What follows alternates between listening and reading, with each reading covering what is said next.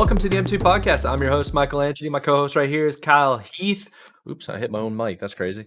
This is the show where we're basically covering gaming industry related news of the week. So new and upcoming games, technology innovation, general gaming industry related news, and technology innovation, stuff like that. And without further ado, Kyle, what have you been doing, man? You've been playing games. You've been watching TV. Sports have been a big thing. What's going on, dude? Oh, for me, it's gaming and sports are kind of the two loves right now. We're in the thick. This is the thing, especially for. I mean, I could say this for both actually, not just sports. Gaming and sports, we're in the thick of it. Mid October, We really are. got Yeah. already had some major releases, got some more coming down. Just a couple weeks here, so it's like a lot going on. Gaming wise, played some more Cyberpunk. Still kind of going through things. I'm like taking my time with it. I probably should just like get it over with at some point and just like close it out because that's how I feel like when for me, like I'll get into a mood with RPGs where I'm like good, I'm making good progress, good pace. But then I'll like do other stuff and not kind of what I was like trying to do. And like eventually it gets to a point where like I feel myself tapering off of like wanting to try and finish. So I just need to like I kind of did that with Hogwarts Legacy, so I'm like I need to just do that with this game. Just hurry up and finish kind of thing. But still on the list, still trying to finish that out. But this weekend, Mike, there was a couple things that happened. Couple events, not just here. And it's right. I'm not going where you think I am with this. Call of Duty had a little bit of an open beta this weekend for Modern Warfare 3. Yeah, you did get a chance to play that. I remember I asked you if you wanted to watch the Canes game, and you're like, "Nah, I'm playing betas." I had prior plans, I would have, but prior plans. I get that. But yeah, so played like a bunch of the COD beta like Saturday night, with the boys. I don't know, like at first I was like, yeah, like this is cool and all. I think it's I don't know if like my first initial impressions were like I don't like because the maps like there's a lot of Modern Warfare 2 maps in it, which I love. I absolutely love those maps. So like my first impression was kind of like I don't know if I could see myself spending $70 on this. But like I'll enjoy the beta. I feel like there's not enough kind of there. The matchmaking, like we were clearly getting hit with skill based matchmaking hard to the point where it was like we were just getting slaughtered by these higher levels and whatnot. That stinks. And so it was just kind of just like like I don't know if I was really feeling it. I was like I feel like COD, it's kind of be the same thing. Played some more the next day, like the next night. And when we went back for a second session, I feel like Activision or whoever. I forget who makes his COD. This one, anyway. Whoever's controlling the servers, bro. Like I either toned down on the skill based matchmaking, or we were all just like locked in because we were just like dominating. Like, and I was playing like super well. So I was like, dude, I don't know what's going on, but like, yeah, like I focused up for a little bit. I know that, and it was like we had a lot of fun for like few hours. It felt like, and it's to the point where I'm like, dude, like I like these kind of the remakes of these maps a little bit. Like it, I don't want to say it, Mike. Like I'm not gonna say it straight out. Get this game, but like I hate how good it was that night. You know what I'm saying? It like brought me back to those. They hit me with nostalgia pretty hard, I think, on those maps. And then just like you get some good games, and it's just like it gives you that COD feeling. So I don't know, man. We'll see. I might end up getting it. I don't know. I'm gonna see kind of more. I really wish I got to try out like zombies and stuff like that because like I like the approach they're kind of taking with zombies. It's more kind of like DMZ, kind of a huge map. You kind of join other people and you kind of it's almost like PVE Destiny kind of feel. I think so. I personally like that iteration. I've seen a lot of people kind of talking down on it around the internet and whatnot, just saying like they like the round based zombies. They don't like they just don't want change. But I feel like for me personally, I think the round based stuff's kind of old. And if you want round based stuff, you can get Black Ops 3 and you could get World at War and you could download all those like custom maps too if you really want to like dive into new stuff. I think that's kind of that's where I would recommend people to go if they want like fresh zombies. But I like the iteration of kind of doing something maybe a little more sort of like open world-esque kind of thing of just you get like you can get a group of like I think it's like you can have a party of up like 6 or something like that. And then you could just kind of run around, shoot some zombies, kind of go through levels and stuff like that. I think that sounds pretty fun. And at least the gameplay I've seen, like that's the type of thing where like, grab a couple beers, grab a couple boys and just like, just like do that for like a night or something like that. I think it could be a lot of fun. So I like the idea of that. I want to see kind of more of I want to see more kind of develops with that kind of leading up to launch. And I don't know, man. It could be something that I could end up kind of getting and playing. But yeah, dude, at that last kind of night I played the multiplayer beta, it was kind of like, oof. It started to kind of hook me in a little bit. So I'm like trying to be cautiously kind of optimistic and trying to read things. But oh man, it could be something I end up, as much as I hate to say it, it could actually be something that ropes me in. I don't even know if Nah, you shouldn't hate to say it. If it's a good game, yeah, it'd I be don't know. great. Yeah, I'm trying to remember if I even got the COD last year. I don't even think I did. So, I skipped a year. Maybe this is, Yeah, I think I've bringing it back. gotten. I definitely got the last COD, Modern Warfare 2. Is that what it I was? think it Like, was, I'm big yeah. into the campaigns. Like, Yeah, so that's if fair. there's a good story coming out, I'll definitely download it, play it, have a good time. Yeah. But I did hear on Twitter, and well, I did see on Twitter or X that people are pretty excited, and everybody kept saying Call of Duty's back, and I'm like, okay, chill out, guys. Like, Yeah. it's just a beta. It's Let like, it play yeah, out like first. I'd say COD is back, hopefully. Again, it's hard to Yeah. say, right? Like, you can't sit there and say it's back because, I mean, honestly, like, at least like my passion, I know it'll never be as crazy as it was when in 2012, 2011, you know what I mean? So it's like, it's hard to Yeah. go back to that. But I think seeing the old maps though and stuff like that, it's like familiar maps, it certainly is going to bring a decent amount of people, I think, back at least for a little bit, just to see kind of what that's Mm. like. So, I mean, I don't think, the guns still have like 50 million attachments you can put on them, so I'm not like super excited about that, but man, I don't know. At least for the little bit I played, it didn't seem Yeah, I like too think much of Nate a learning curve. So I think Nate Shot had like a great rant about the new age Call of Duty where all the different attachments you got to memorize things or you got to go watch a TikTok video yeah, and like short form content to understand what the best builds yeah, are and then trying to figure all that out and then they change the meta every yeah. like month. But It's like, dude, yeah, it's just so kills dumb me. too, because it's like you're using an LMG to get an attachment on a submachine gun. It's not even the same class. Like, like it's just Yeah. so ridiculous, man. It's Which I don't. I think they're kind of steering away from that, or they're getting rid of kind of that. Like you have to use a different gun to do that, which I think is a good it thing. doesn't make But sense. yeah, it doesn't. Like use the gun you're using then to get the attachments. Yeah, And exactly. if there's like That's the way higher it should tier be. weapons, rank up one gun to unlock the next one. Yeah, Like exactly. I mean, that's I how don't it know. should be. So yeah, it's again, I'll read up some more, kind of see the talks and whatnot. But yeah, I mean, I think if I'm not mistaken, I think they're bringing back every single Modern Warfare 2 map.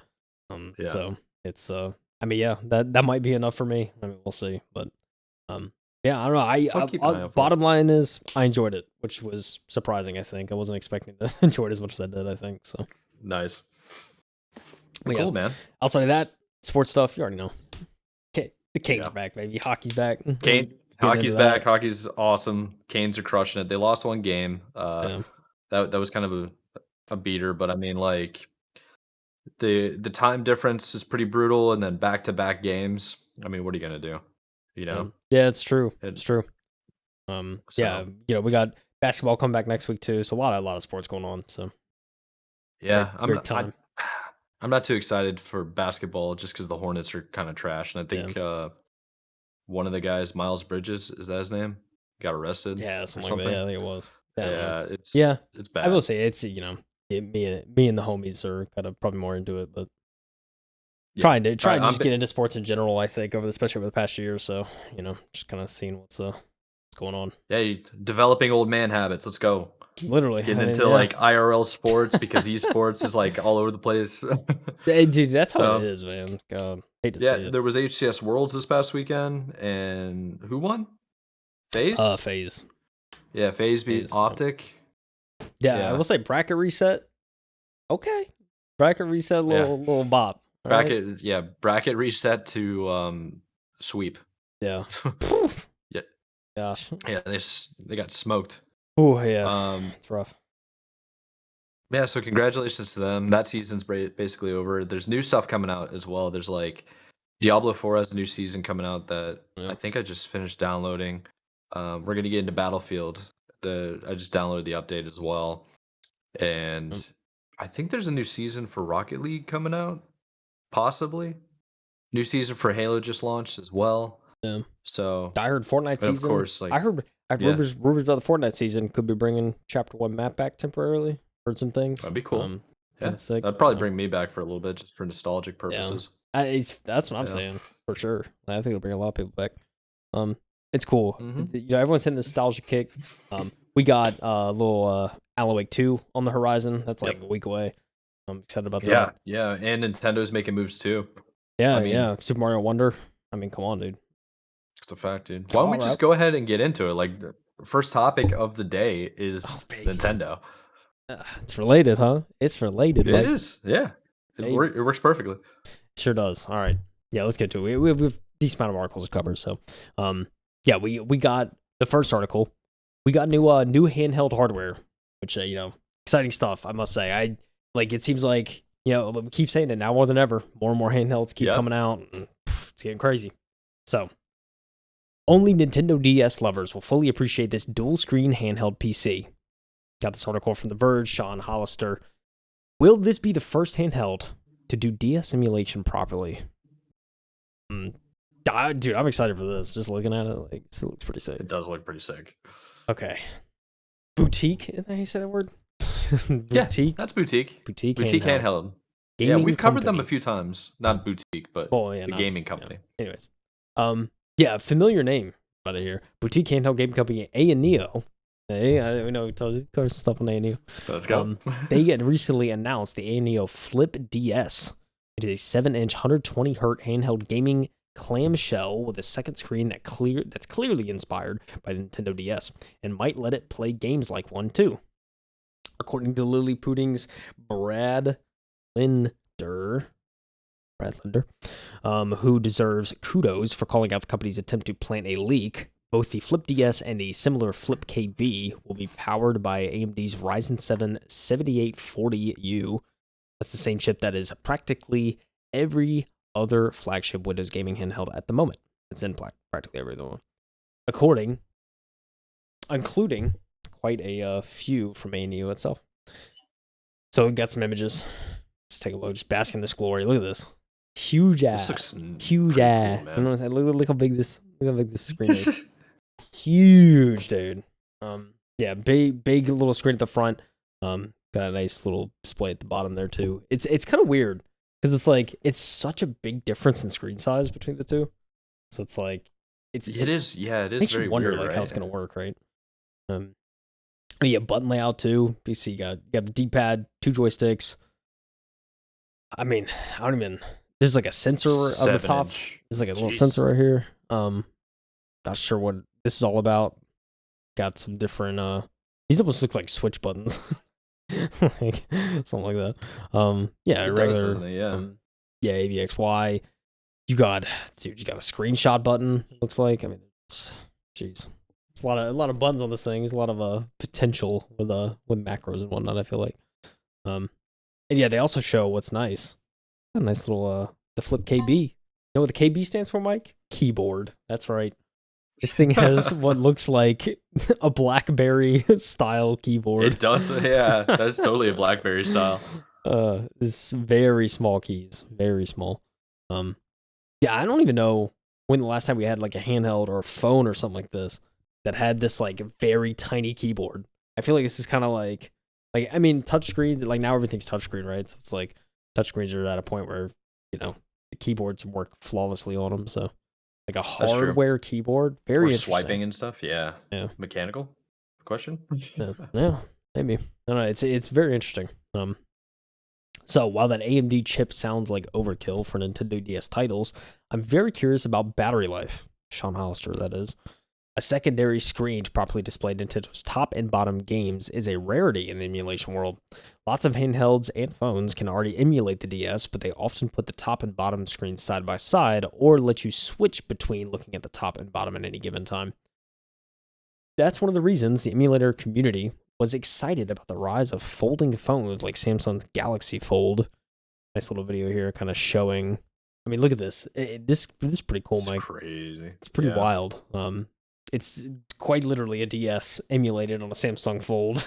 It's like a Galaxy Fold, which is genius, honestly. It is, yeah. That's the new Fold too, isn't it? I think so, yeah. So looks pretty sick. Not gonna lie. And I think it's just like stuff like this is like this is like I feel like it's just meant for it. It's like having something It like is, this. yeah. Like it's just meant to be. Yes, very cool stuff coming out of that. It's also why the Steam Deck owners have gone out of their way to bolt a second screen onto their handheld. Look at this Yeah, contraption. This is like, you're doing too much, man. dude, this is crazy. At least you get the Yeah, aspect ratios right on both. See, like the big that's screen, true. small screen, looks even. I mean, for people that are listening to audio only, it's like, what would you say? It's like a Frankenstein's monster, Yeah, like very contraption much of is. two this really weird monitor, small system that's like mounted, hard mounted Yeah, to the top of the Steam Deck. I feel like the best way I can describe it is if you've ever seen like I don't know, this may be too niche, but like if you've ever seen like a camera and they have a very small like monitor attached to the camera so you Yeah. can see what it's filming like on a bigger screen, Yes. but not so like it looks like one of those is kind of like gimbaled on, and then the USB-C port is like connected to this little display so that it like can sync between both of them. So it's like it almost looks like a GoPro gimbal on one of those little like camera like viewfinder attachments. And yeah, It there looks you like go. it works great though. I mean, yeah, You're it's playing worked pretty good. what is that? Metroid Yeah, Prime. yeah, Metroid Prime, DS maybe. Yeah, I don't know. Very cool stuff. Hey, look, I say this is it's better than nothing though, because you want to try and emulate like some DS games. Um, if you're interested in the Ayaneo Flip DS, know that it's likely going to take a convoluted path to market. Not only does Ayaneo crowdfund all its products, but it also tends to trickle out details as slowly as it possibly can ahead of their Indiegogo debut. The company also announces new designs faster than it can ship them. By the time I've received one of the company's products for testing, it's almost always already moved on to a newer, more desirable model. At this point, we're waiting on these two clamshells, a sliding keyboard handheld PC, a big battery plus big screen plus touchpad handheld PC, another big screen plus touchpad PC, and another mystery one that uses Qualcomm's new chip.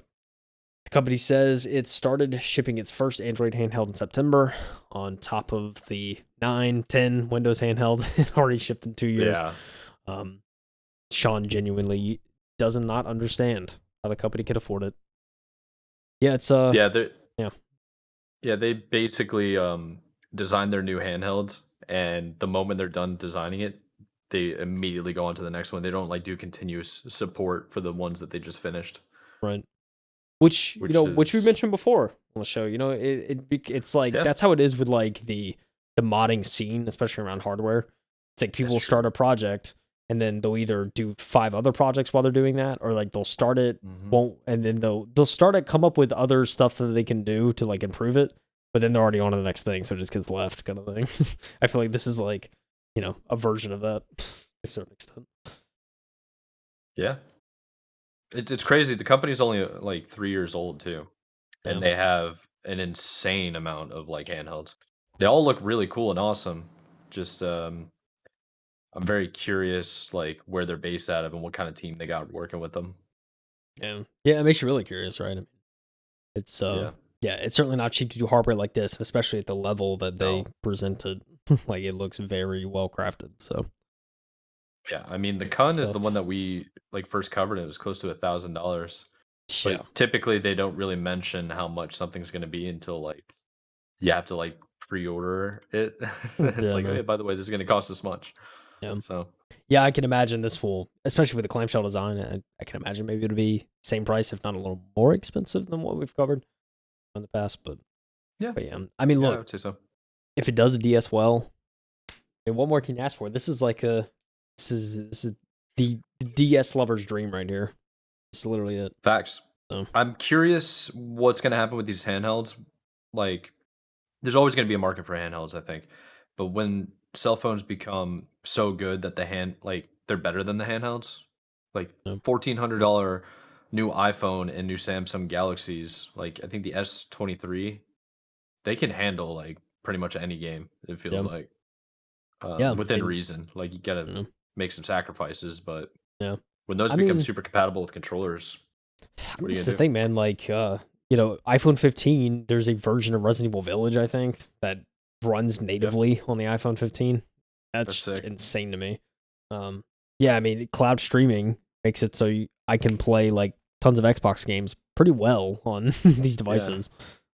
Especially through true. XCloud. So yeah, we're getting there with streaming, but yeah, I mean the hardware is pushing it to the point now where we have AAA games running natively on these devices. So yeah, it's only going to get crazier, I think, each year. So I'm excited to see where like the iPhone 18 is or Samsung Galaxy 40. It's going to be Yeah.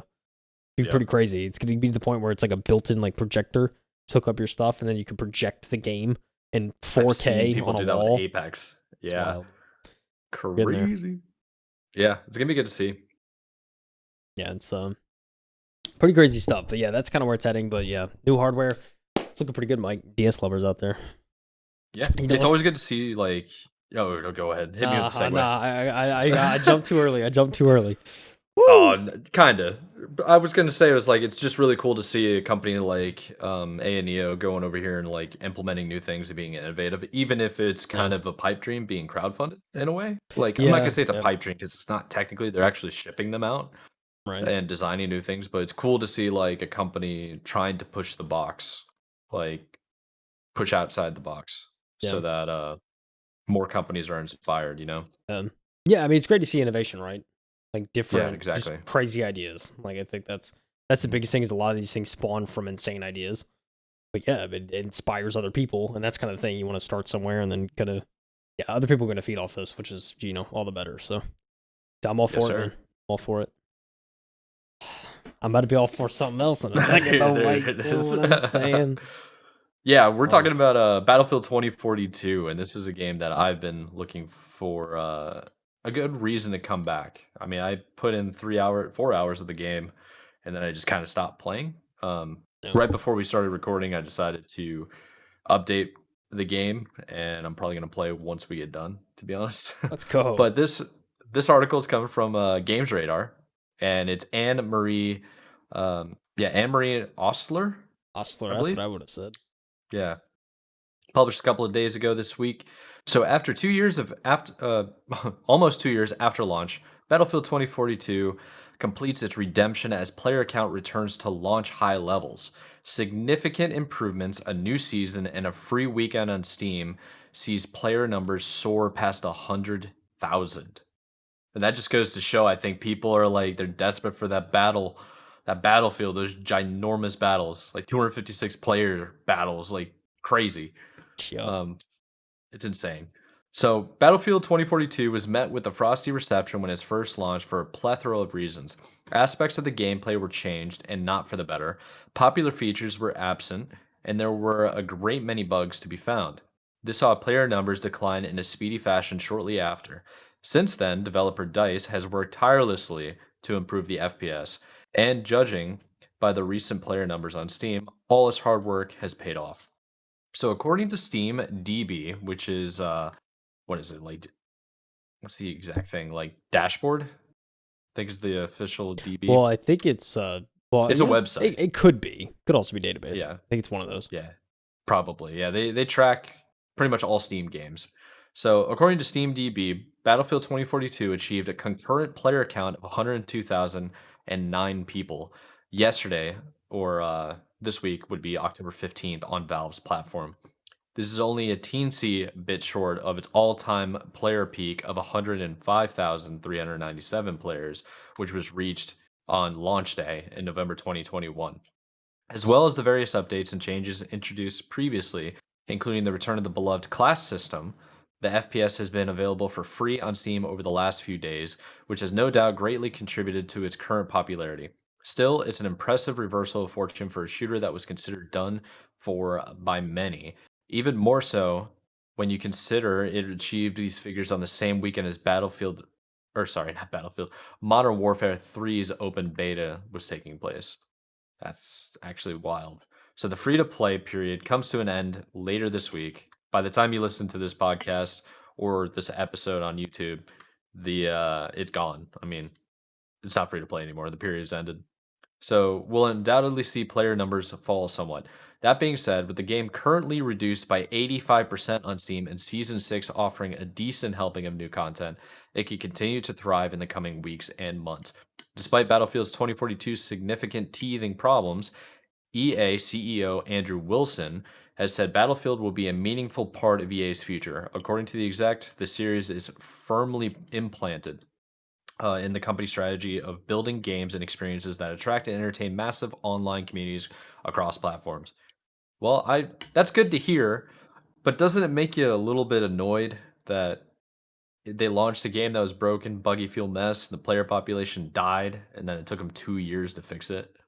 It's quite a while, There's no right? campaign in Battlefield, man. So it's like you need the player base, otherwise the game will not be successful. People like that's just kind of it's not an arena shooter, but that's just kind of how like Battlefield like I don't even know war simulators are, I guess. You need PvP elements, and if there's no P in the PvP, then it's not a game to play, you know?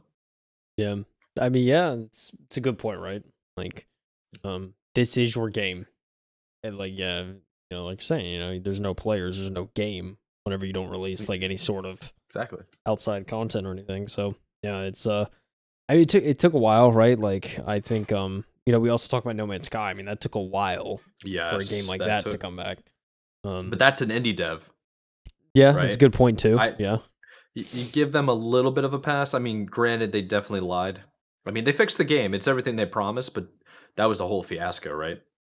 Oh yeah. Um, Yeah, I mean, but dude, they it's redeemed themselves. yeah.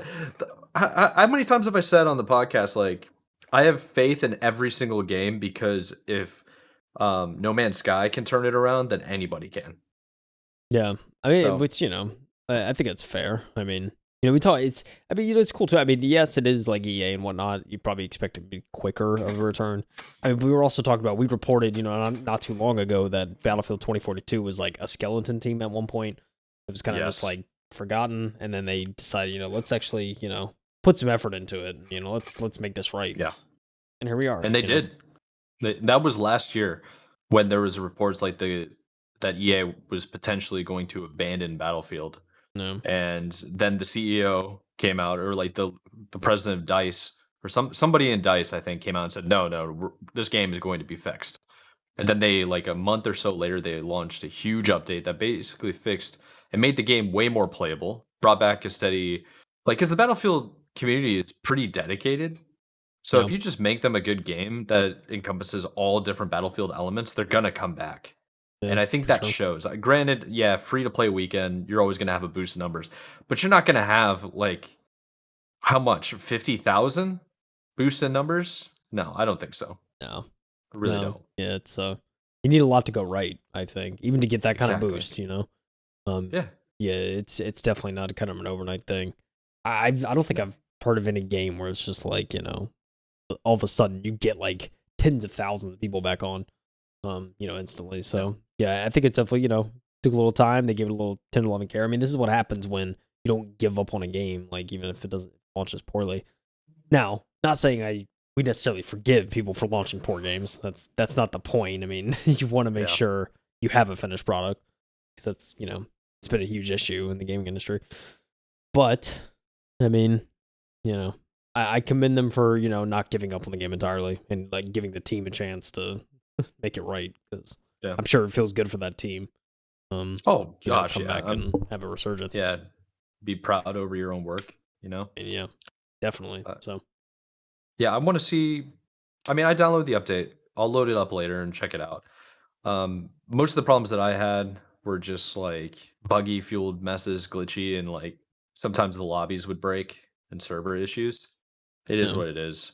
Actually, at this morning at 11 o'clock Eastern time, the U.S., they EA or like Battlefield 2042, like Informer or whatever on Twitter, said that the servers were so slammed that people were now in queues to join, and that's pretty incredible. it's pretty That they crazy. went from like yeah, this game was so bad when it first came out that people were going back and playing Battlefield 4.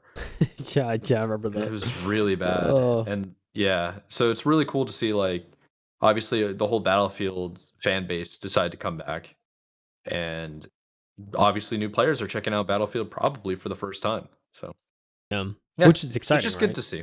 I mean, Yeah, yeah. I yeah, mean, especially if you get new players on, any game. 2 years after release, if you're getting new players on, I mean, it's a victory, right? So, yeah, definitely good in that aspect. Yeah, dude, above 100K, dude, that's like, it's nothing to sneeze at. A lot of these games out here are years old, maintaining like 20, 40K, stuff like that. So, Oh yeah. it's good to see a little resurgence like that. But yeah, dude, good for the team. Not happy for the team. Do I say I'm happy for EA? I mean, I don't know, bro. It's EA. Mike. Yeah. I mean, what I do last episode? I just went on like a 20-minute tangent of like ripping EA apart. Yeah, because I think Unity CEO stepped out. He came from EA. Yeah, yeah. that explains it. So I can't. We can't have 2 episodes where we lose our cool. Or sorry, I lose my cool. You're always the cool one. I'm just over here freaking out every now and then. So So one of these how days about we'll get something I'm passionate about. How about this next article? That might be something you're passionate about. Gaming hardware, of course. Come on, Mike. Let's go. I New live it, Intel. baby. Are you an I Intel live it. guy? Are you Team Blue or Team? Was it Team Orange? Is that what they call it? My newest build, I went back to Team Blue. So Intel. Yep. I was AMD That's for right. years, but switched back to Intel. Yeah. Goats. Intel's new 14th gen CPUs arrive on October 17th. That already happened. It's out at the time of this recording. With up to 6 gigahertz out of the box. You heard right.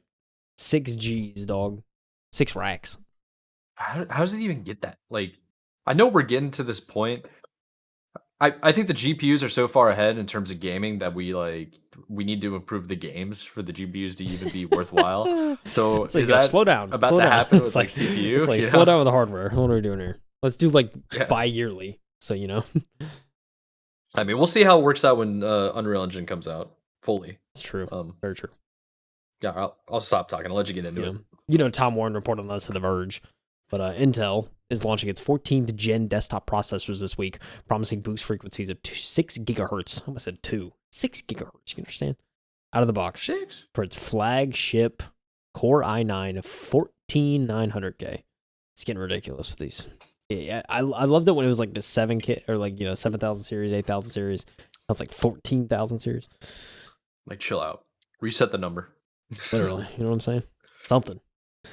Known as Raptor Lake Refresh, Intel is maintaining pricing for its 14th gen Core i9, i7, and i5 processors this year, sticking to the same retail pricing as the 13th gen when these new chips launch 3 days ago.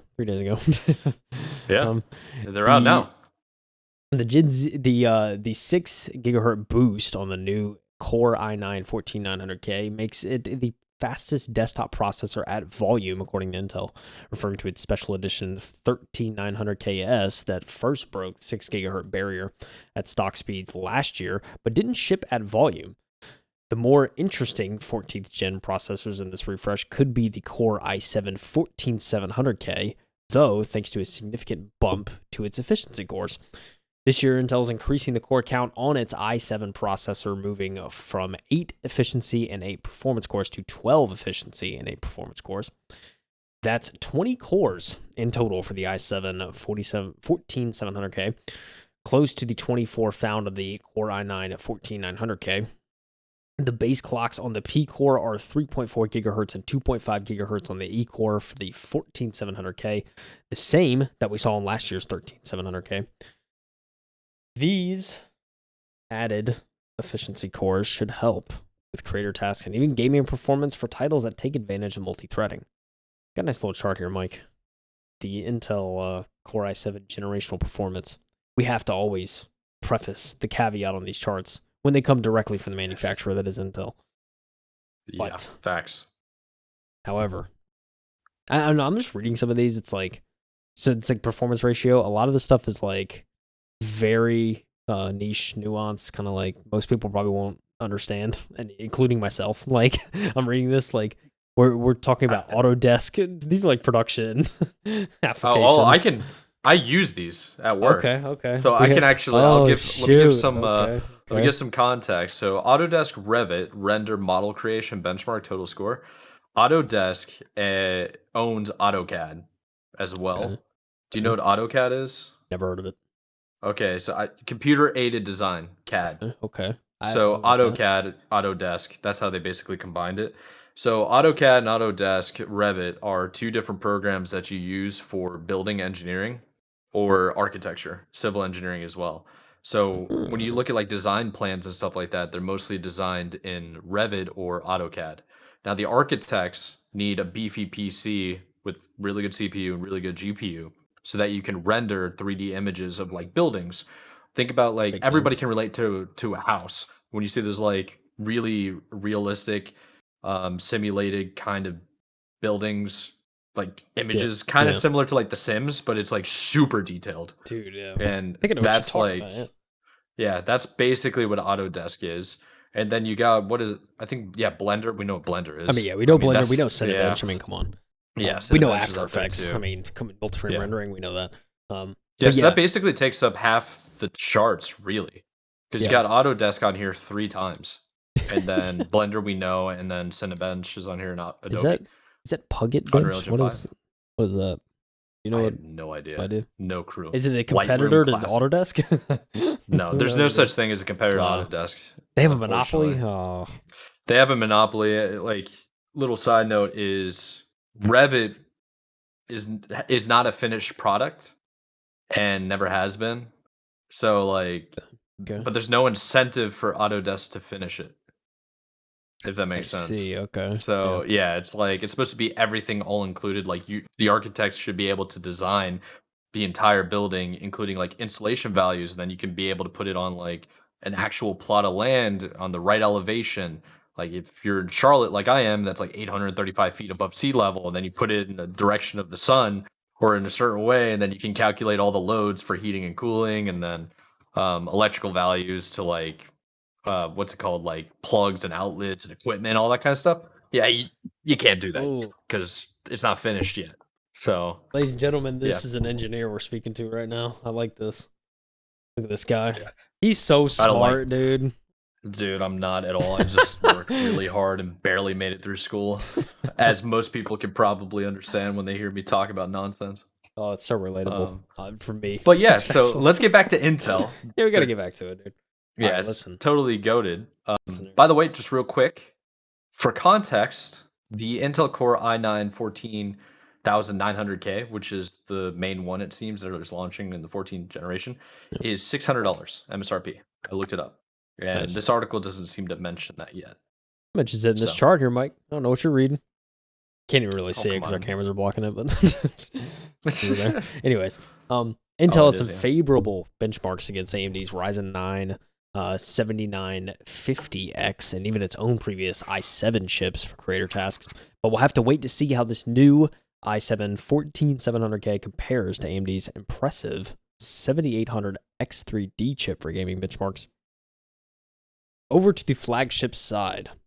Intel's Core i9 14900K adds the 6 GHz thermal velocity boost frequency found previously on the $700 special edition 13900KS i9 variant.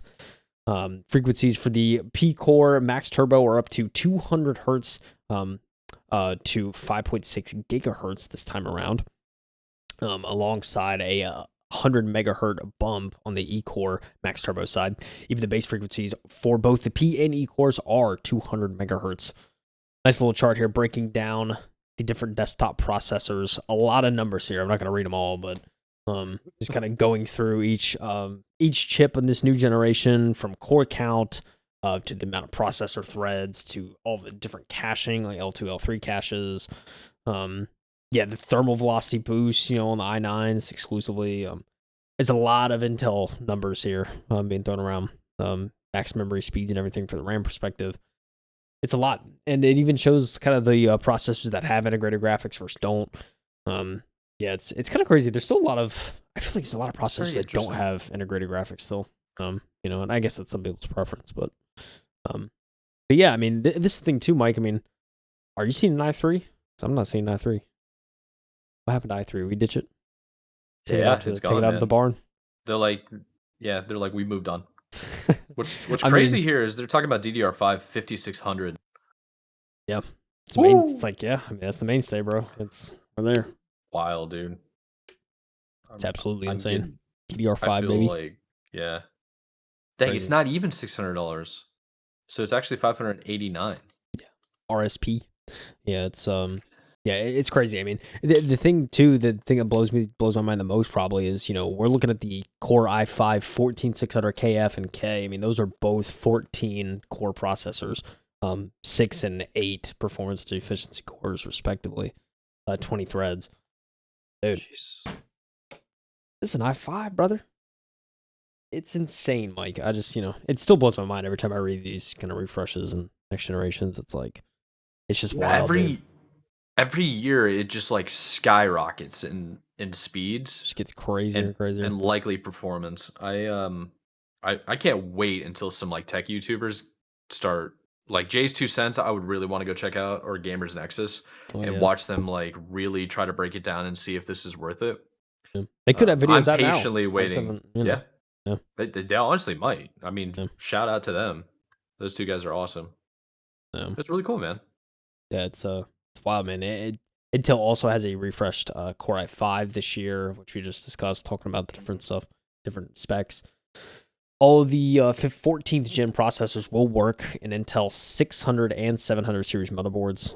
Good to see That's kind of good to that hear. backwards compatibility. I like that. Yeah, Always like that's that. really rare with Intel. They usually like you get a new CPU, a new generation, you have to get a new motherboard. Yeah, true. Intel is still using the LGA 1700 socket. They also support Wi-Fi 7 and Bluetooth Oh, 5.4. okay. Next generations, through a discrete option that motherboard manufacturers can include in refreshed Z790 boards. Intel is also supporting DDR5 5600 and DDR4 3200 memory speeds with its 14th gen chips. The Core i9 14900K is priced at $589, with the Core i7 1700K priced at $409. The Core i5 14600K is launching at $319. All three processors will be available from system builders and retailers starting on October 17th. So out now. It's crazy, dude. Next That's generation's so here, Mike. sick. That's so sick, man. I'm excited. Yeah. This is pretty cool. Like I need to know when the Micro Center is opening up down the road for me. Uh I need to I'm go a, get them deals, brother. I'm be beep beep making trip beep beep end up there. You know Oh, what oh, I'm guaranteed. saying? We're gonna throw it all on credit, never pay it back. Let's go. No, I'm just kidding. I'm just kidding. Yeah, it's pretty Ugh. cool. Good to see Intel pushing the box like they always do when they come out, and I want to see how AMD responds because Yep. Oh yeah. AMD's been grinding that GPU market for a while, and I think it's been a while since we've actually seen new CPU stuff. Yeah. So I mean, dude, the Ryzen was such a big leap for them that it was it's like, I massive. mean, Yeah, they they're on a very really, similar level now, right? Intel is getting the edge though, yeah, because that competition, baby. But yeah, yeah, gotta because see they Ryzen had to. respond. They got complacent, and then AMD caught up, and they had cheaper prices with better performance, which Convinced is me like on my last build, yeah, you know? easily. Yeah, same here. I went AMD right off the bat. It was nice, Yeah. but But yeah. things are changing also in a different universe, not related Oh, to hardware. look at us. Look at us moving along. So the next one is we're going back more into games here. About Fortnite. This is pretty interesting concept here, and it's probably going to be for the future of what would you say? The future of all gaming? I mean, yeah, Likely. could be, I mean, this has been very successful for people, not just in Fortnite, but also like Minecraft servers. People making money from there, and Roblox as well. So, Yeah. oh, speaking of Roblox, this is our next one. Uh, anyway, spoiler alert. So this is coming from The Verge. Jay Peters, we've covered countless times, honestly. And I think, have we even covered him? No, we just covered Tom Warren. So Fortnite creators will get paid for encouraging players to spend. So Epic Games is updating the metrics it uses to pay creators that make Fortnite experiences. So Fortnite Maker, struggling with words right now. Fortnite Maker, Epic Games, is going to reward creators if players spend V-Bucks before or after visiting the creator's custom-made Fortnite experience. The change is happening as part of an update announced Wednesday to the engagement-based formula Epic uses to pay Fortnite creators. Epic first introduced the engagement-based payouts, which it called Creator Economy 2.0, in March. Under the program, Epic pays creators who build experiences for Fortnite from a pool of 40% of Fortnite's net revenues each month. Epic itself is also eligible to receive money from that pool. At launch, two of Epic's key engagement metrics for payouts were player popularity and player retention. And soon after, the company added a metric that rewards time played. That's wild. You're getting paid Woo, to play now, bro. it's crazy. So here's the specific language about the new metric from Fortnite's blog post. The language has been updated since we first published the story to clarify when the metric applies and to note that this new metric is in addition to others already announced. So, effective November 1st, we are introducing a new metric to the engagement payout formula that rewards players or creators when individual players spend V-Bucks in Fortnite the full week before or the full week after engaging with their island. This new metric will be in addition to the time played and other metrics evaluating player popularity and player retention that they introduced with engagement payouts earlier this year, sorry. Dude, I'm about to get up on Fortnite and start creating stuff. It's crazy, I think I man. got some ideas, Woo! Hey. It was pretty cool. Okay, so let's go. So, as an example, if you buy the forthcoming Alan Wake, shout out to Alan Wake. I know you are super what do you have your status set to now? Alan It's Wake like 2 I got copium, baby. yeah, Alan Wake 2 Yeah. copium. Let's go. So, Alan Wake outfit before jumping into Epic's Alan Wake themed Fortnite experience. It sounds like that purchase would contribute to Epic's payouts it receives as part of the Creator Economy 2.0 program.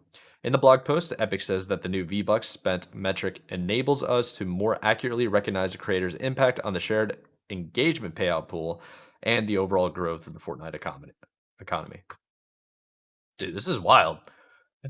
Getting Yeah. paid to create things on a video game that other people have already paid or they're playing and they have like a whole economy. It's pretty cool. It reminds me of Yeah. the skins that are in like a lot of shooters where you can sell skins back and forth with other players. Yeah. Pretty cool. So where am I at? The new metric goes into effect on November 1st, which just so happens to be a few days after V-Bucks get more expensive. Mhm. And the first payouts that account for it will be sent on December 30th. Overall, we find that players who are having fun in Fortnite are most likely to spend in Fortnite, Epic said. So, for creators, making fun and engaging experiences is the most important driver of long term creator success. They Dude, get it, they're baby. They get outsourcing it. developers, bro. They get it. This is actually kind of nuts. Uh, the new metric follows Fortnite's recent UI revamp that pushes creator made maps from YouTube like redesign. In an employee email about the recent layoffs at Epic, CEO Tim Sweeney detailed how the focus on Fortnite creators has changed the economics of its business. While he says Fortnite is growing again, that growth is driven primarily by creator content with significant revenue sharing, which he said is a lower margin business than we had when Fortnite Battle Royale took off and began funding our expansion. He also noted that the time in third party Fortnite experiences now exceeds time in first party experiences. Fortnite is in the midst of its annual Halloween event, and Epic is planning to sell in game outfits based on spooky characters like Alan Wake, Michael Myers, and Jack Skellington ahead of the holiday. Bro, Dude. they're outsourcing their developers. So if you work for Fortnite right now, you should create a creator account and try to do double dip before they inevitably fire you. I mean, yeah, dude, why That's not? basically what's going on. But yeah, dude, I mean, What do I you look, say? look, I think I think it's pretty sick, right? Kind of redistribution and kind of see Mhm. what's, you know, trying to like pay people kind of more effectively of how they feel they're kind of affecting the market. It certainly rewards like creativity, I think. Um, Yeah. and I'll be interested to see kind of how this is long term. But I mean, I think Fortnite also gets it. And, I think, maybe some non-gaming stuff like social media stuff may not understand it right now, but they probably should. It's that, creators are the driving force. And, especially like, like the world of like ads and stuff like that, you see all these, people kind of doing their own thing outside of, traditional stuff. And, and there people are realizing there's a lot of value just in people kind of trading, creating their own things, coming up with their own ideas. So, I think that is certainly the path forward, and I think more companies could probably, you know, look at this model, maybe get some inspiration, see kind of Yeah, stuff. I think it's really cool what they're doing. I mean, and it's only, for who else but Fortnite to, try and do of something course. crazy. Yeah, I think, like I said right before we started getting into the article, I think this is going to be the future of gaming in a lot of ways. Maybe not every single game, but it's going to be attempted. It's going to be kind of like the free to play model with the Battle Royale, which Fortnite basically took off with in the first place. Yeah. So trying to be another innovator, it seems, to make it last longer. Good idea, I Yeah, think. why not, right? I think, yeah, I mean, I think this is, it's crazy. I think it's a cool idea like this that made Fortnite Epic what it is. So, I think kind of, just saying this is like the evolution of that.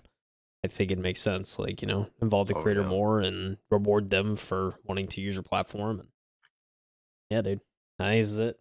Smart way to do it. I'm curious to see how this is gonna end up working out. See if hopefully we hear some success stories.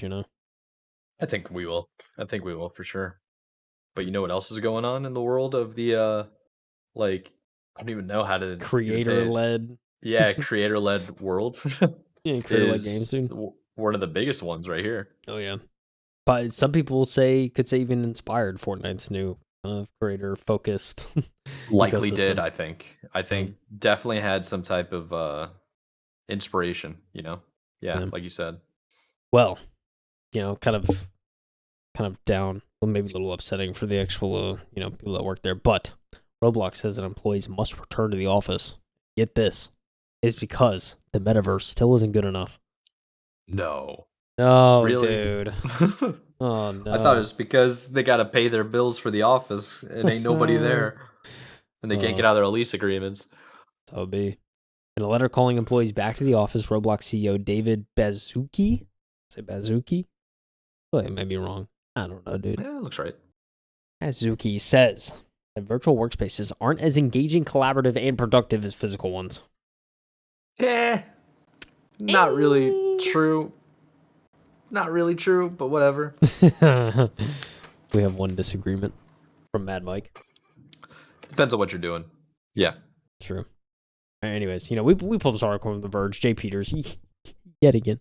Um, Roblox, a company that builds a hugely popular virtual experiences platform, recently introduced its own spin on video chat and even created an in Roblox career center. It's transitioning away from remote work and we'll be asking a number of our remote employees to begin working from our headquarters in San Mateo by next summer. CEO David Sheesh. Bazuki wrote in an email to staff shared publicly on Tuesday. Like many other companies, Roblox will be shifting to a model where employees are expected to work 3 days in the office, Tuesday through Thursday. Staffers will have until January 16th, 2024 to decide if they want to stay on the company under the new rules. If any employee chooses to stay at Roblox and relocate, the company will help with relocation costs and expects them to report to the company's San Mateo, California offices by July 15th of 2024. Staffers who are not able to relocate can stay at the company until April 15th, 2024. Roblox will be offering a severance package for those people who choose to leave. Roblox went fully remote in March 2020, but according to Mizuki, the company had numerous deep discussions about its future and ultimately decided that we need to get back to working in person.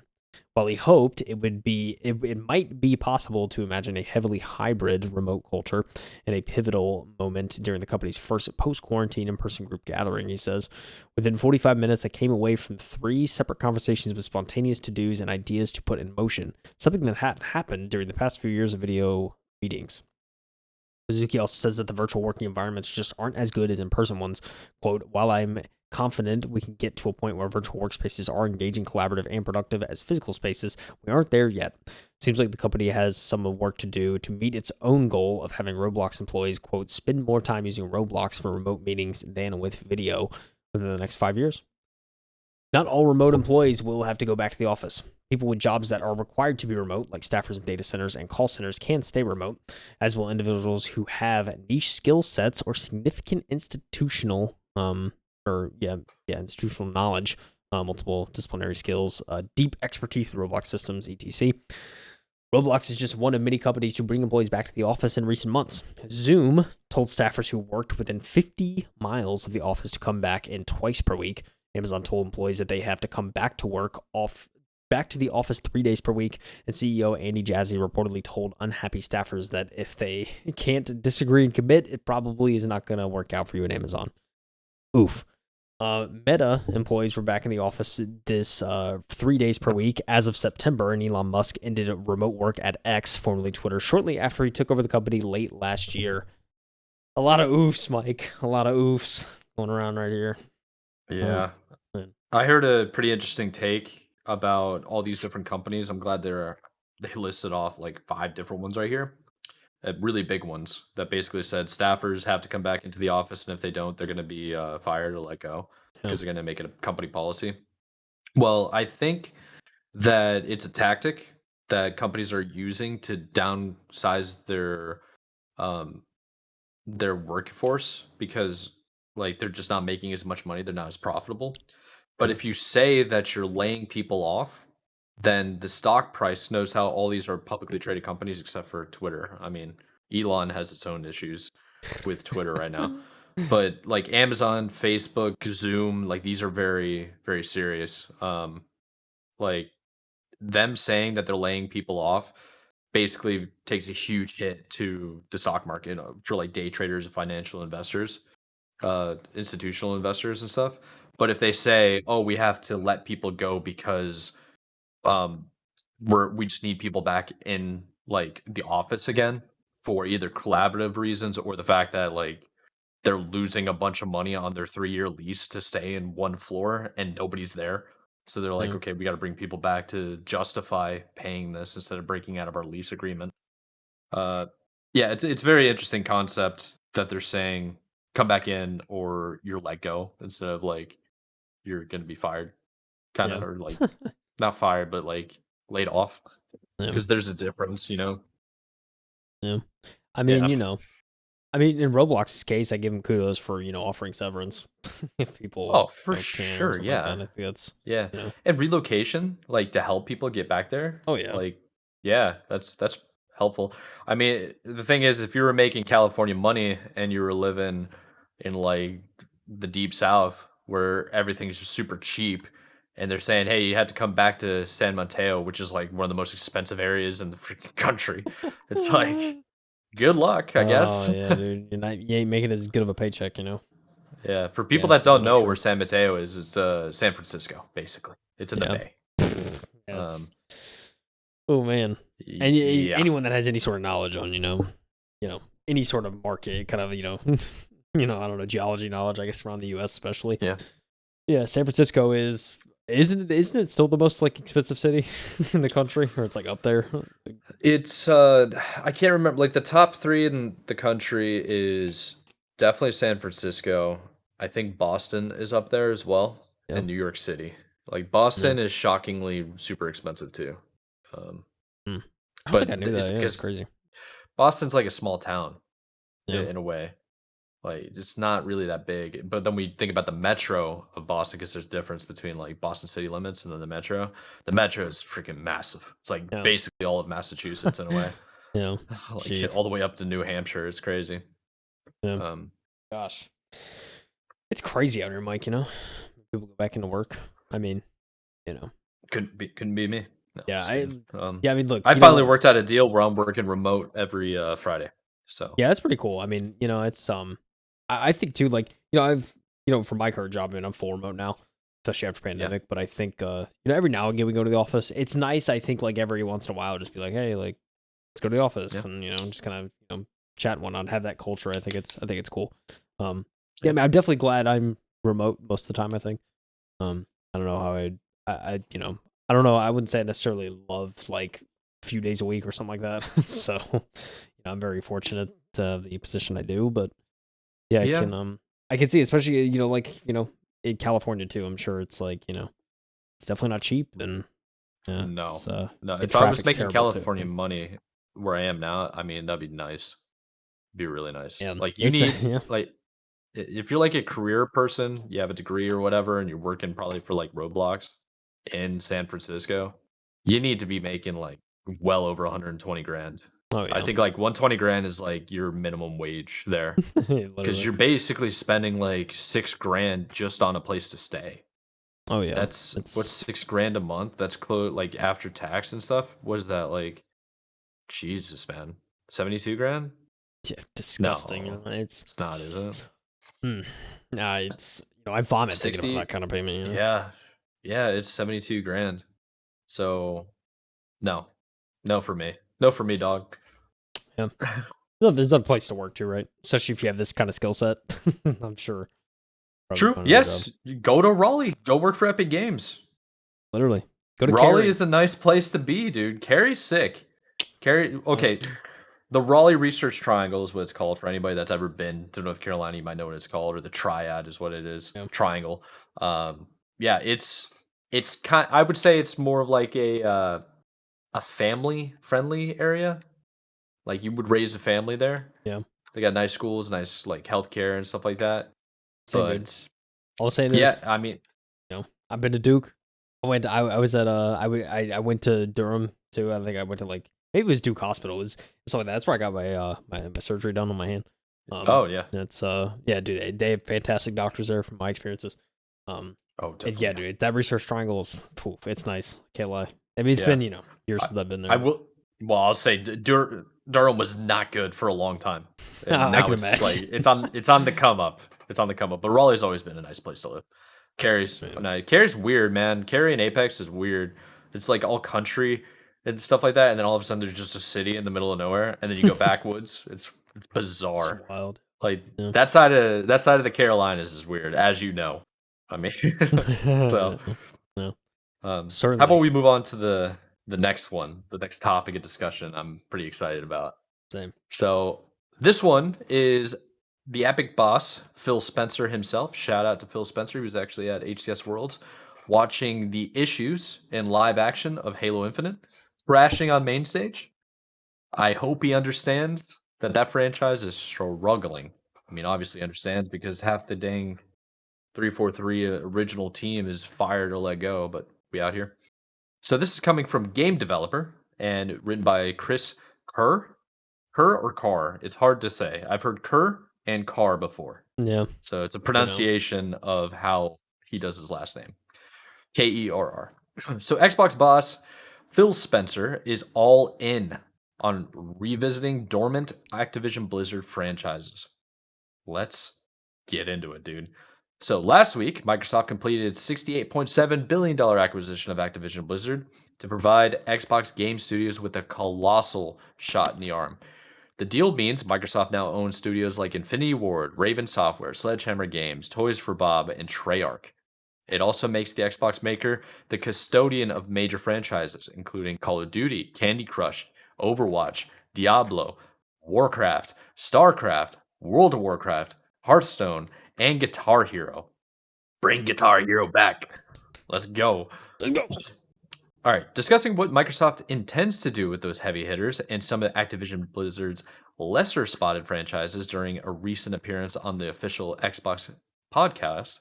Xbox boss, I'm just going to call him Phil Spencer. I think everybody knows he's a boss. Everyone knows So that. Phil Spencer explained that if any studio under the Xbox umbrella is hell bent on revisiting a classic franchise, he'd back them to the hilt. More specifically, Spencer said he'll be all in when a first party team is ready to give a franchise their full attention, but added that Xbox is aware it needs to be a great custodian moving forward. And from the legend himself, the amount of franchises that we now have in our portfolio is inspiring and daunting. I feel we have to be a great custodian for the content that we touch. These are memories from people on different platforms, from different decades, and I want to make sure that when we're going back and visiting something, we do it with our own complete ability. That means a motivated team that wants to go work on something and make a difference, not just create something for financial gain or create something for a PR announcement and not deliver on the promise. Dude, don't you just love Oh, hearing like actions oh speak my louder than words, but it's very gosh, nice to just hear it, you know? dude. It really is. Or like read about it. It's cool. Dude, Are you excited right now? how many times have I been saying like Phil Spencer just gets it? You know what I mean? Like Dude, at least that's how it comes he's off in these interviews. Like, but like yeah. also like he just gets it, dude. Wait, he's been leading this for how long?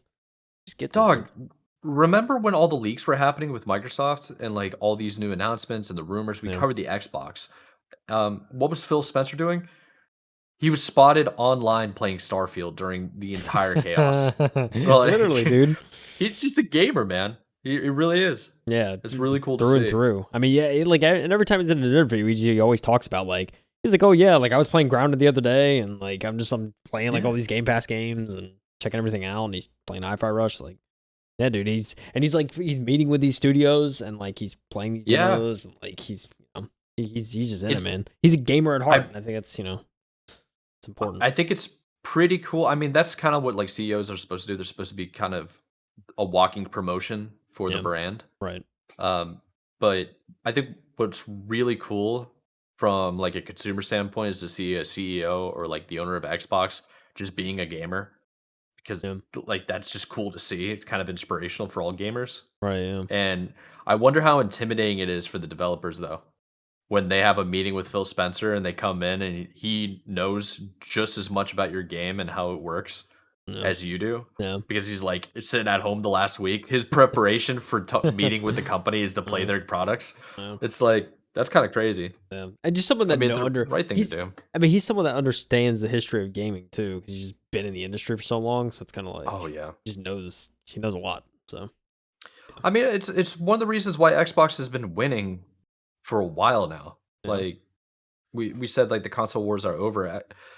Phil Spencer back in 2015 said he doesn't care about selling consoles anymore. It's all about Game Pass. yeah, and And then it's now he has like the ultimate Game Pass and yeah, like and I mean that kind of like a what's it called? Punny way.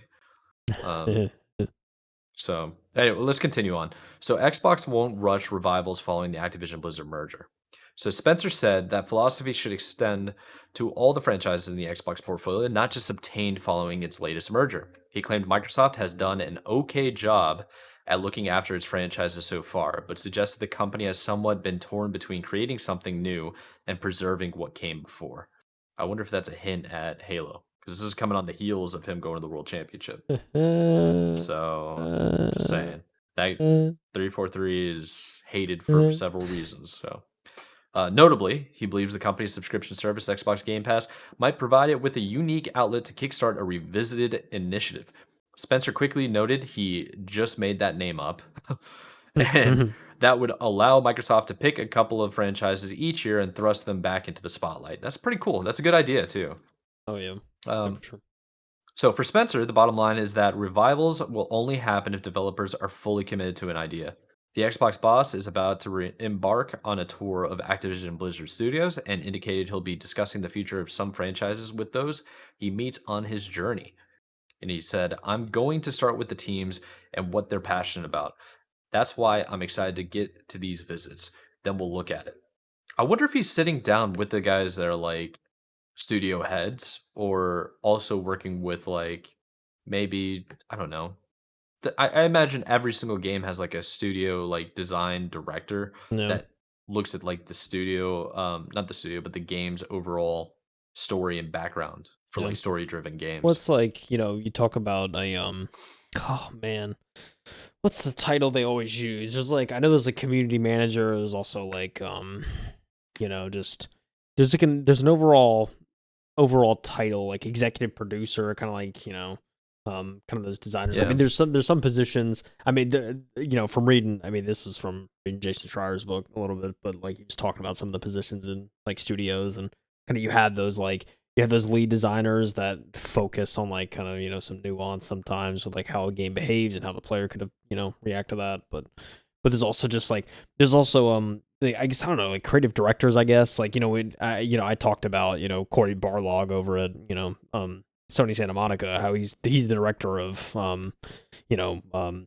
God of War, right, and those Yeah. titles, and kind of he was the main say, right. You always have someone at the studio that makes the final decisions, and kind of where they want the vision to be, and if you get the right person at that job, I think it really can steer success for games. So it's kind of like that too. Yeah, I'm I think I'm that's sure fair. Phil's probably talking to them, and but I think you talk to some people under that kind of too, and I think but I think his sentiment of trying to figure out what people are passionate about and what they really want to do, like because like if you have desire and passion, you're going to do something that's interesting to you, and then that's going to breed a better product, so to speak. Yeah. So I like that approach, and I think that's probably why Phil Spencer's had so much success probably with some of these studios. Yeah. I think that's very fair. Huh. Well, I guess we should go ahead and continue on. There's only a couple more more paragraphs left over. And what it basically goes into is about how Activision Blizzard franchises will be heading to Game Pass, when that will happen. And Spencer said that fans should not expect any additions until 2024. When the company purchased Bethesda, it was able to quickly add some of the studio's catalog titles to Game Pass. This time around, however, regulatory uncertainty means some details still need ironing out. When we finished acquiring Bethesda, there was this great moment when we were able to put a bunch of back catalog games on Game Pass and celebrate their history. The truth of the matter is that the Activision Blizzard King, the regulatory process took so long, and frankly, there was a lot of uncertainty in that process until the week that we closed when the CMA finally came to their decision that we weren't able to get in and work with mostly Activision and Blizzard in this case on that back catalog. Now the deal is closed. We're starting that work, and there is work to be done. So yeah, that's obvious. It's going to take a while for them to actually get that set up and done. The other thing that we should probably mention is is um, streaming rights for these games. You, isn't going to go through the Ultimate Game Pass. It's going to go through Ubisoft. Yeah.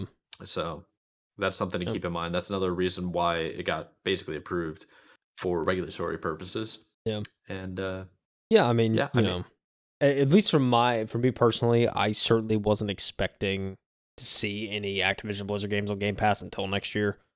Yeah. Especially with just how long, like I said, Same. I mean, how long the process was going on, how many hurdles they had to jump through, having to give away some of the streaming rights and stuff to, you know, other companies, and it's gonna be it's gonna add an extra layer of approvals, and you know, that's, you know, I'm sure it's gonna take time. So I certainly wasn't expecting anything until next year, so it's no surprise to me kind of hearing that.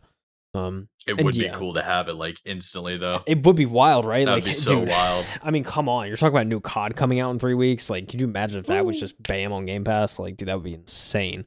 It would be amazing. Yeah, I mean, you know, Yeah. but I get it, right? It's, you know, it's not realistic, especially with a deal like this.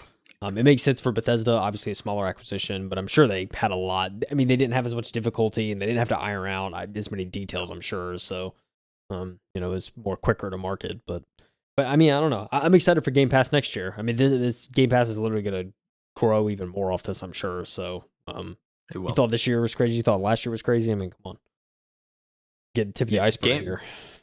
Game Pass is insane right now. It really is. And then they also have all the indie dev support that they have. Kind of a strategy so they can make some money off the indie devs, but it's really helping them get a platform, Right? which Yeah. is a big. It's like a mutually beneficial relationship. Yeah. Definitely. Really cool to see. Oh, look at that! In the actual like Phil Spencer picture, Yeah. he that must be at the Halo Yeah. conference. Yeah, he's wearing the HCS So- championship. There's a Spartan in And the then background. That is a Spartan in the background. too. Starfield shirt. I'm noticing. It says there's Yeah. a graphic behind him talking about Bethesda, Activision, Blizzard, King, kind of Yeah. little thing. I don't know. Maybe it was at Worlds. I don't know. I feel like at Worlds Man, it was he's just like a. sitting on the ugliest chair I've ever seen. But I feel like at Worlds he was just he was in attendance. I don't know if he was really doing much press, but yeah, I Oh, mean, I doubt this it. could be Yeah, a I Gamescom. mean- I don't know. But yeah, it's kind of ironic that, you know, he's wearing the Halo shirt or Halo jacket. You know. But yeah, I know we could. You've hit it at it, Mike. We can go on and on about 343. Could they revive 343? I don't know. There's no No. time for that discussion. Listen, No.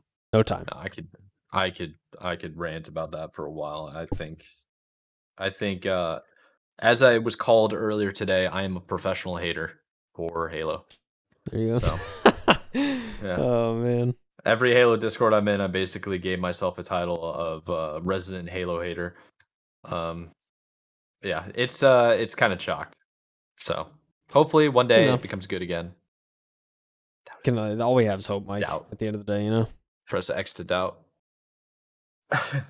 Yeah. Do we have any more articles, Mike? Is that it? No, that's it. We hit, what is that, 5 articles? It's 6. Holy dude. crap, it's 6, Ding, ding, dude. ding, ding, ding, ding. Crazy. We out here. Let's go. Yeah, it was pretty good. Yeah. Good set of articles. Last week, I felt like we were kind of concerned we didn't have enough, but yeah, this week, plenty of heavy hitters. I'm most excited for checking out Battlefield now. Dude, That's on my to-do list. you so. go play it up, brother. I got it. I got it right here, man. I'm just waiting on you to tell me to wrap it up. Well, man, I think I've seen all the articles we can for 1 week. got you updated. That A lot of cool stuff coming out, dude. A lot of cool hardware. You know, Xbox doing its thing. As always, more games on the way. What more could you want, Mike? We're in the pinnacle right now for gaming. So we are. At least it's this, only you know, getting this better, season. dude. So It's only getting better. And I heard rumors Samsung Galaxy S24 is coming out. I got to read that article next. Not related to gaming, but technology if I innovation, though. Yes, sir. So I want to check stuff like that out and see how it compares. I'm in the market for a new phone, 5 years old now. It's from a 2018 model. It is struggling to stay alive, dude. USB Dude. charging port broke. Oh, I gotta get a wireless one, man. I mean, like I gotta hold it at a certain angle. It's over here. It's like I actually have the cable plugged in, but I have to put something on the cable so it like tilts it, and then I get more connectivity. It's Dude, chocked Mike, get a new completely. phone, bro. I know, I'm know. not the first to tell you, but get a new phone, dude. No, I just don't want to spend over $1,000 on a phone. That's my whole thing right now. So, man, paid this sucker off the other day, so you know, paid it off way early too. It's just like I can't do it, dude. That's the thing. It's like I'm not gonna put it on a payment plan. I'm just gonna drop the cash. Yeah, I'd rather save the way up to and do it. wait. Yeah, that's the way to do it. I wish I did it with this one because yeah, be like that. But anyways, how about we let the people go? We remind you everything that we covered. Links are in the description below. We have timestamps in the description below as well. And some of these are going to end up being segments in YouTube as well. So, like, subscribe, comment. Seeing comments, appreciate you. Thanks for the love. Also, we have Twitter if you want to come over there and talk trash to us. So, you know, anything else for him, Kyle? Should we let him go? Yeah, just let him go. That's it. That's all I got. All right, cool. Well, catch you guys later. Thanks for tuning in. This has been the M2 Podcast. I'm your host, Michael Lindsay. Kyle Heath's right here. Look at the grin. And we'll see you later. Take it easy. Bye, Peace everyone. out. Bye. See ya.